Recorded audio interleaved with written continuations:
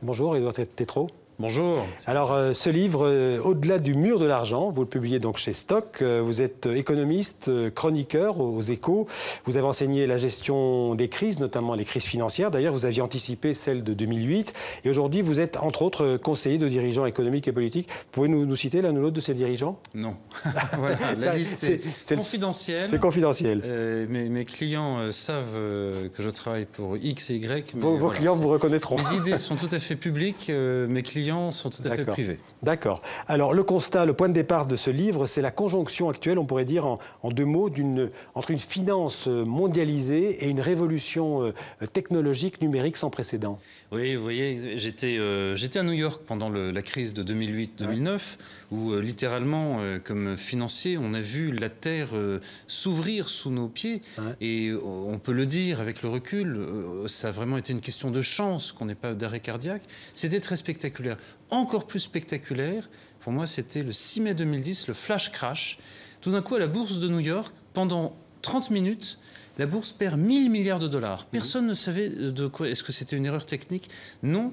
C'est 5 ans après qu'on a découvert, vous voyez, mondialisation, technologie, financiarisation excessive, qu'on a découvert que c'était un trader isolé dans le sous-sol de sa maison londonienne qui, pour faire un peu d'argent, s'était amusé à détraquer le marché financier de Wall Street. 5 ans après.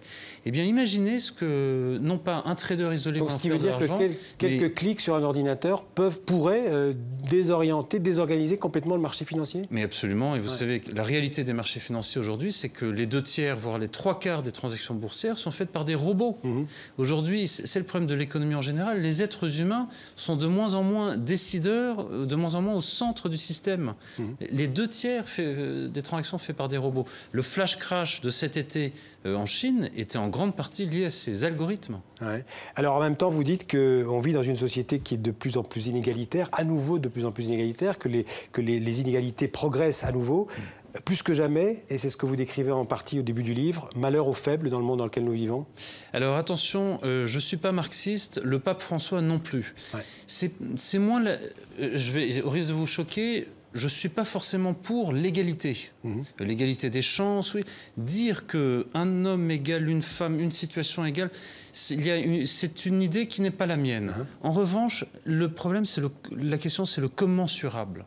Vous voyez, John Pierpont Morgan, donc JP Morgan, dans les années 20, disait... Qui est le fondateur de cette grande banque privée américaine. Une société ne peut pas survivre si entre le salaire le plus faible et le salaire le plus élevé, il y a un écart supérieur à 30. Aujourd'hui, on a dépassé ça par des multiples de 10, 200. On est dans l'incommensurable. Comment vous pouvez comprendre, toucher, comprendre le sort partagé si vous êtes sur des planètes aussi distanciées? Alors, qu'est-ce que vous attendez du pape François? Parce que, comme aurait dit Staline, combien de divisions le Vatican? Écoutez, vous savez, le pape François, c'est aujourd'hui le seul leader, c'est pas uniquement le catholique qui parle, c'est celui qui conseille des dirigeants d'entreprise, des dirigeants politiques. Vous êtes un catholique engagé? Absolument. Et voilà, on n'a pas le temps pour réciter mon credo, mais il est là. C'est aujourd'hui le seul leader mondial audible par-delà les frontières et aussi par-delà les religions. C'est pour ça qu'il est tellement attendu à l'ONU, au Congrès américain. Non, justement, il s'attaque de manière frontale au mur de l'argent. On va écouter un court extrait très violent où il parle du dieu argent, le veau d'or. Je propose d'écouter, ça dure quelques secondes et on en parle tout de suite après. Ce qui a changé dans le monde globalisé aujourd'hui, c'est moins la masse des problèmes auxquels nous devons faire face que leur urgence. Les inégalités sont de plus en plus importantes. Nous ne pouvons l'accepter.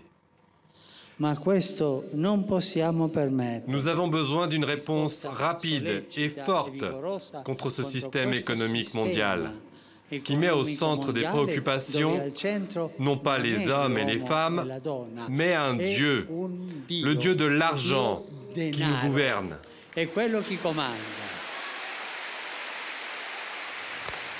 Alors le pape François, un marxiste, altermondialiste, C'est un peu la provocation que je fais, mais Oui.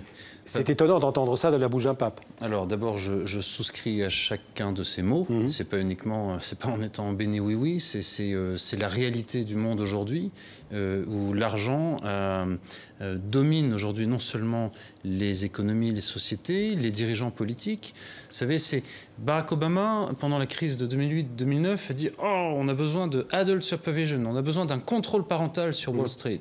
La réalité des faits, c'est que 6 ans après, le contrôle parental, c'est Wall Street qui l'exerce sur Washington, le Congrès et la Maison-Blanche. Vous savez, quand vous devez vous faire élire aux États-Unis, comme président, congressiste ou juge, vous devez faire campagne, lever des fonds.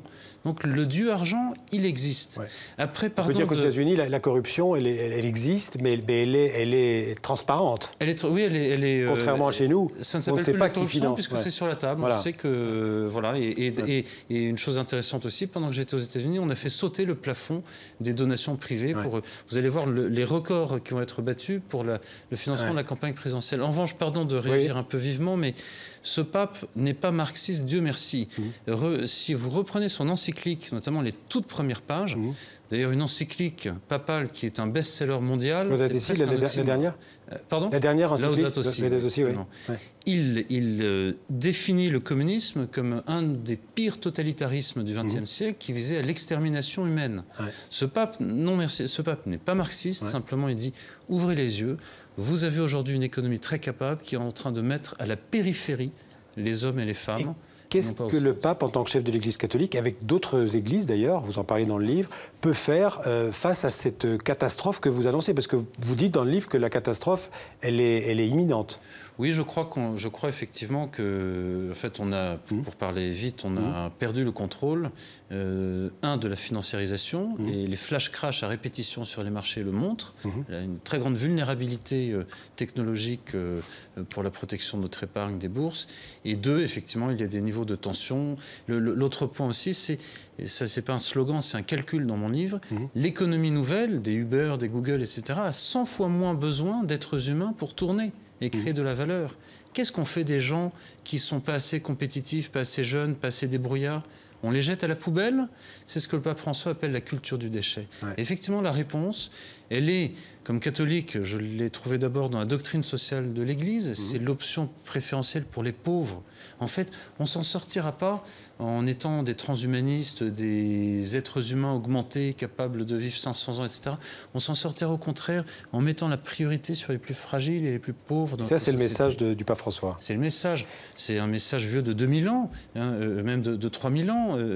C'est la doctrine sociale de l'Église. Ma découverte que je donne dans mon livre, je ne m'attendais pas à l'écrire, c'est que j'ai été voir du côté des autres religions. Mais vous voyez, Xavier, c'est incroyable. Les autres religions ont des mots, des traditions très différentes, divergent sur certains points.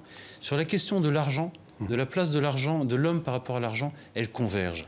C'est tuer le veau d'or avant qu'il ne vous tue. C'est le judaïsme qui dit le jubilé. Il y a une sorte de front commun des religions en matière de l'analyse économique et financière. Et des recommandations, l'interdiction de la spéculation pour la finance islamique, du taux usuraire, la remise des dettes pour le judaïsme et hindouisme, bouddhisme, le bien-être plutôt que l'avoir.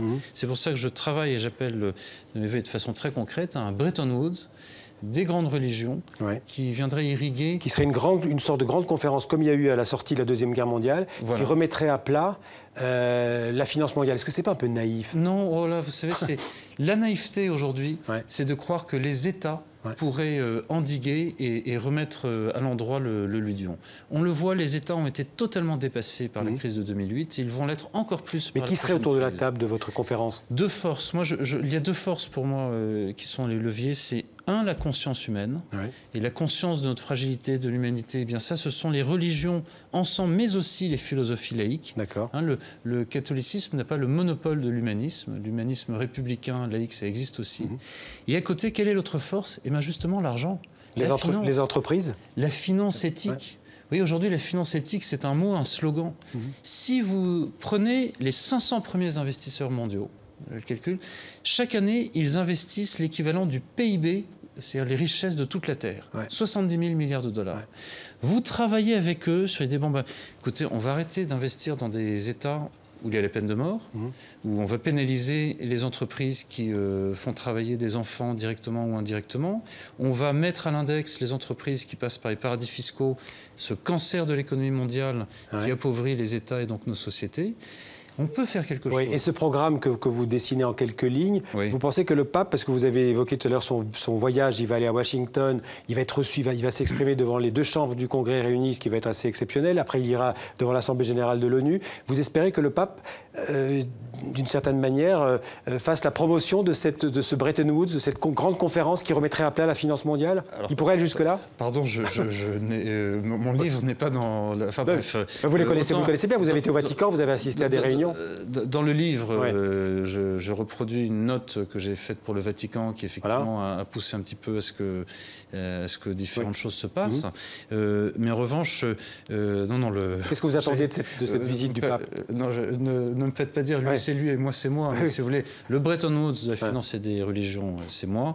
En revanche, ce qu'il va dire et surtout, vous allez voir, ce qu'il va faire, notamment au pied de Ground Zero, avec les d'autres leaders religieux qu'on ne peut pas nommer aujourd'hui, le 25 septembre. Vous allez voir, moi je crois beaucoup, le pape Jean-Paul II a fait tomber le mur de Berlin.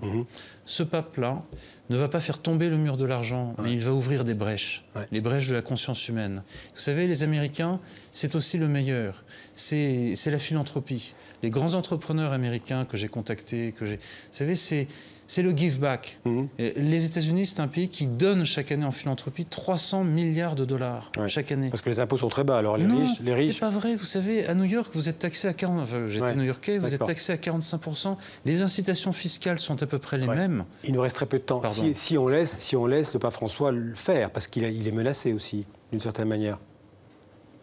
Écoutez, là, je ferai un no comment, mais ce qui est sûr, c'est que d'abord, c'est la vocation d'un chrétien non pas d'être une cible, mais de témoigner des risques du monde et de nommer les choses. Quand il va à Naples, parler de la mafia, il parle de la corruption qui pue comme un animal mort. Donc effectivement, ce n'était pas un hasard quand il a dit le jour de son « je vous demande de prier pour moi », le jour de son élection, c'était pas une coquetterie, c'est une réalité. Merci Édouard Tétrault, je renvoie à ce très beau livre, Au-delà du mur de l'argent, aux éditions Stock. Merci d'être venu sur le plateau de 64 minutes. Merci à vous.